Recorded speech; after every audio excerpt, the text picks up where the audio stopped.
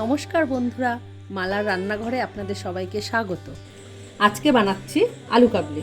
তো আলু আমি সিদ্ধ করে পিস করে কেটে নিয়েছি, মটর সিদ্ধ করে নিয়েছি, আর বাকি উপকরণগুলো সব গুছিয়ে নিয়েছি। তো আসুন আলু কাবলিটা বানানো যাক। প্রথমে কেটে রাখা আলুগুলো নিয়ে নিচ্ছি, তারপর নিয়ে নিচ্ছি সিদ্ধ করে রাখা মটর। এবার কিছুটা পরিমাণ পেঁয়াজ কুচি, কাঁচা লঙ্কা কুচি,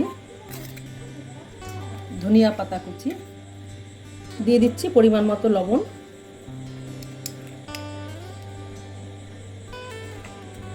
শুকনো খোলায় ভেজে রাখা জিরে ধনিয়ার গুঁড়ো, যেটা আলু কাবলিতে লাগবেই, চাট মশলা, আর দিচ্ছি গাছের গন্ধরাজ লেবু।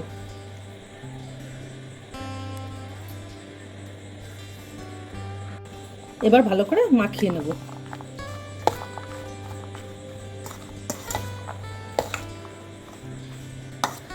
রেডি হয়ে গেছে আমার আলু কাবলি। এটা সাধারণত স্কুল লাইফে খেতাম, খুব মিস করি এখন স্কুল লাইফটা।